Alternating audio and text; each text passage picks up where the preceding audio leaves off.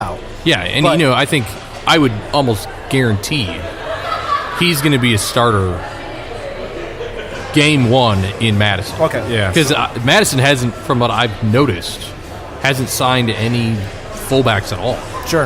Yeah, So I could pull it up, but I think they only have a handful of players on their roster. Yeah, right now. and Just a almost few. all of them are attack. Okay. So, I mean, you can kind of get a feeling.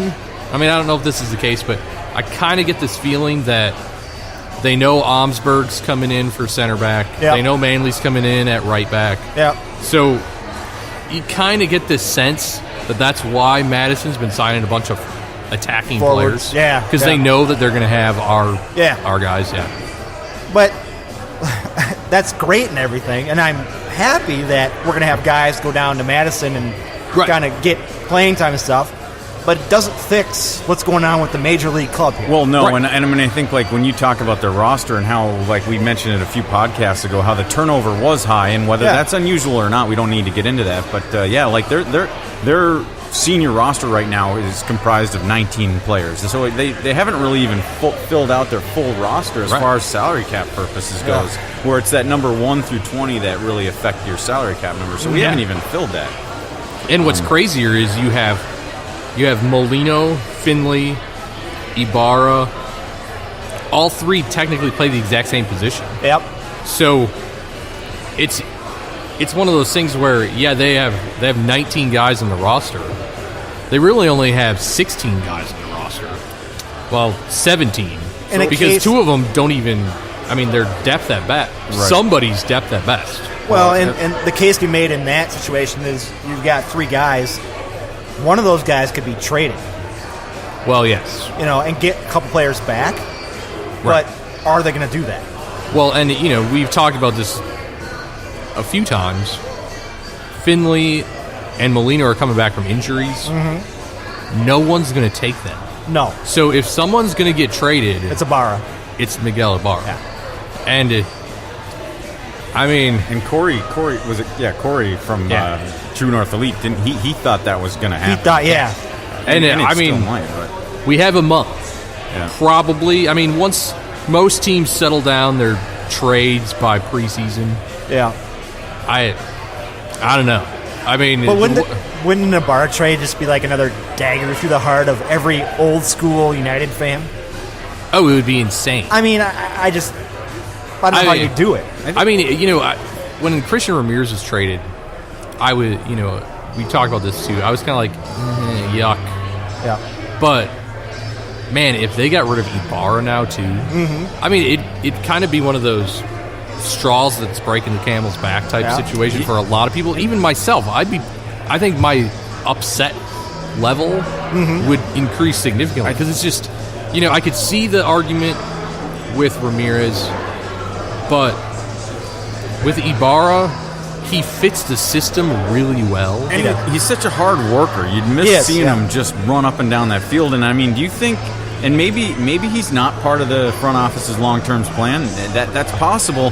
But and do you think if they do decide to have already decided that they want to part ways with him, maybe this is the time to do it? Because guess what? We're moving into Allianz Field. Hey, we've got a nice new digs. Everybody's looking forward to that. Everybody's excited. So we're going to just slip one under there, get rid of Ibarra, and then nobody's the wiser. Well, you know what would be really... It's not going to stop people from going to the Allianz Field. But I do want to say this, though. We've had a situation like this years ago with a team called the Minnesota Twins. They moved into Target Field, and remember, the fans were clamoring and saying, you're going to Target Field, going to make more money, you need to sign guys. And guess what they did? Well, they didn't. Well, hold on now. I mean, you're right in general, but they had a good year in it was 2010. That was their first year at Target Field, and we don't need to talk about the Twins too often. But real quick now, they had a pretty nice core there that year, and they brought in Jim Thome, who became a huge fan favorite, and that catapulted into the playoffs that year. Granted, they got bounced out right away by the Yankees, but they did make the playoffs their first year. So at Target really, Field. Minnesota United's doing exactly what the Twins did. Yes. The Twins brought in Thome, and Minnesota United brings in Gregus, who looks like a good signing. Yes. Might attract some attention, but and they're not going to do anything else. But you can see from the Twins, what I'm saying is you see that you have a limited amount of time in a new stadium before everything starts falling apart. So I mean, we sit here and we don't know. We're a month away. I mean, do we feel they're going to make significant moves in the next month? Because otherwise, aren't they walking a pretty thin red line there? They already are. We saw what can happen last year with just a couple key injuries in a couple key spots, and you're really in trouble. Well, and so much so that they basically wrote off the season because of those injuries. And the thing is I don't remember. I mean, it's been 20-some episodes now. I don't remember if we talked about this. But going into last season, we needed depth at fullback. Yes. And guess what? We need depth at fullback now. Again. But they didn't do anything about it. They signed Tyrone Mears. That was it. And drafted Carter Manley. And that's why I just want to say lessons learned. Yeah. You know, if you're growing into the 3-year plan, you should be learning from past mistakes. And you don't want to go into this season with the same issues you had last year. Well, and again, the 3-year plan. It's year 3. Right. Yeah. So we are a 3-year plan 3. should be success in year 3. Let's bounce it to something. My father-in-law listens to this podcast, so I'm going to bounce it back to something he would understand. The Minnesota Vikings. They've needed offensive line help for how many years? 2 years now in a row. Oh. And they go into every offseason, it's like, we need offensive line help, and they don't do anything about it, and look what happens. Right. You know, it's the same way. I'm seeing the same thing with United with the defensive backs. I'm seeing the same thing happen. Yep. We need help. Well, we'll get some help, and we never do, and that becomes our downfall. Well, you know, and we could even do something that I relate better to. Green Bay Packers. Yeah. They have needed defensive work for, I mean, they've been trying to rebuild the defense for like 6 years. Yeah, I know, yeah. But the problem is everyone just kind of let it go because Aaron Rodgers had his offensive weapons that could make up for the bad defense. Yep. Well, guess what? Offensive weapons disappeared this year. Yep. And all of a sudden, it was like, oh, the defense is shit. I know. And it's every single year, it's like, oh, we need to build the defense, don't ever do it.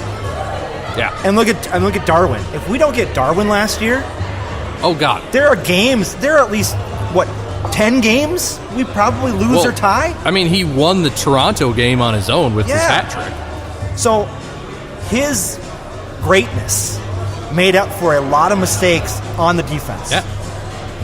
So, but we can't go into the offseason thinking that's going to continue. Right. You know? So there are some rumors out there. Yeah. And Sterling has a couple guys who have been rumored. So I'll bring up Kevin Quevedo. He's 21-year-old forward. Why we would need a forward, I have no idea. That's just stupid. Yeah. But there is confirmation that we were scouting him. Okay. So we know that. It's been all over the Peruvian press that he's been linked with 2 teams, New York City and Minnesota. Mm-hmm. And, I mean, no one's denied this at all. Yeah. So what was it? It was last week. He put an Instagram post saying that he was going to be doing medical, and the Instagram post had the light blue as the backdrop.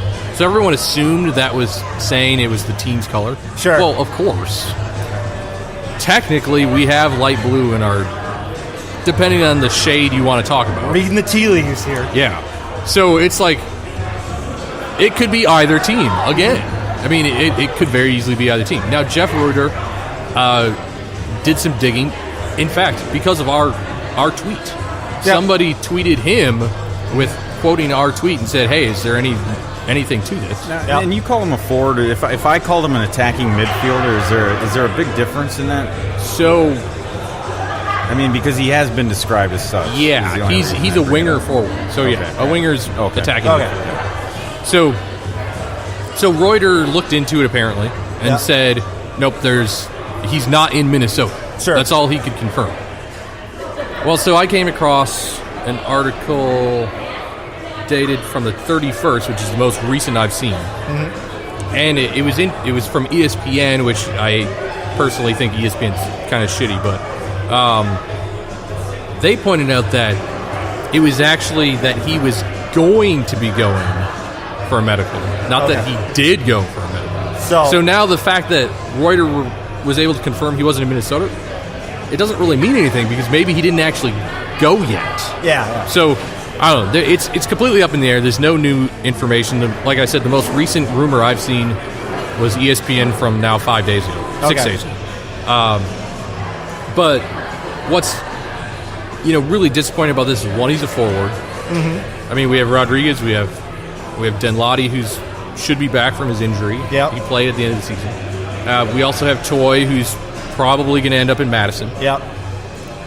And then you have Darwin, who can play forward. You have Romario Ibarra, who can play forward. You have Kevin Molino, who could honestly play forward. Yep. So, I mean, do we need that? Absolutely not. No. So that's one disappointing thing. The second thing is the stat line. In this season so far in Peru, with Alianza, which I thought was kind of an ironic team that he's playing with, he's got 4 goals. This is 18 games now. 4 goals, 5 yellow cards. What? And 3 red cards. In this year alone? For his career? Just this season. As a forward? As a forward. How does that happen? Yeah. So I went I posted this, I think on our Twitter feed, maybe it was mine. And I went back to check to see, how do those numbers relate to forwards in MLS? There are some forwards that get a significant number of yellow cards. But there hasn't been a forward in the last 3 years that's gotten more than 2 reds in an entire season. Sure. And he did it in half a season. He got 3 in half a season. So what the heck's he doing? He's a young piece of shit. He's a young player. He's young player, hothead. Sure. He had a red against Boca Juniors that was just outrageous. I mean, the fact that he's playing again is criminal. How old is he again? He's 21. So is this one of those guys we could potentially sign and throw to Madison? Well, probably. Yeah. I mean, I would hope that they don't sign him. Yeah, I don't know. I don't know that this would be if they. And we're talking rumors here, but if they signed him, I don't know that they'd send him off to Madison unless you couldn't crack the. Well, he's 21. Well, so the thing is he would be international player. Yeah. So you'd have to say either you're going to play him, you're going to get him minutes, or you got to get rid of him. Okay. Because otherwise he's occupying an international slot. Sure.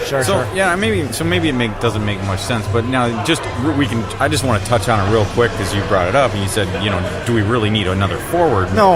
And we can debate that, but probably not. So if we wanted to fill out our roster, I think you touched on it. Does that start with defenders basically? Oh yeah. Because we have a flux of midfielders as well. So it's basically defenders is where you'd like to see the focus. I mean, if there's anyone in midfield. Obviously, I mean, I usually refer to a number 6 as a defender. Yeah. I mean, he's obviously midfield, but... Defensive midfielder. Yeah, I mean, it would be that position and that box-to-box midfielder. We don't really have that. I think... I mean, Colin Martin's really the only guy in our squad that's like that. Yeah. So, I mean, those are really the only 2 non-defense positions that we need. So that brings us to another rumor. I don't know if I'm going to say his name right. It's Nosa Igibor. That's how I would have said it. Yeah. That's my guess. He's Nigerian. Yep. He has played for Nigeria's national team, which is impressive. He played in the Israeli league for a while. Yeah, so he played for Tel Aviv, Rizaspor in Turkey, and Real Betis. Yeah. So he's played in Champions League, he's played in Europa League. I mean, he's got got a resume. Yeah. He was signed actually by the Whitecaps in 2017. He sat on the bench for like 8 games, and then they had an injury, and he played out the rest of the season and the playoffs. The guy, and this is the one that we've been interacting with. Yes. On Twitter with. The guy has been injured. For 7 of the last 8 weeks. Yeah, and I just had to pull up something that our Twitter account posted. Or 6 of the last 7 weeks. David Sterling, just like his last 7 games. I mean, I'm looking at knee injury, knee injury, not on the squad. And guess what? Knee injury is not good in soccer. No, because we just had 2 players that were out the entire season with a knee injury. And his current team, that is at MNUFC. Sorry if I butchered that. It's Greek. I don't know. Or Cypriot. Cypriot. Which is kind of Greek, I guess. Okay, first division, but wow. Yeah, I mean, obviously, my Twitter post, I did actually sent it from my own account.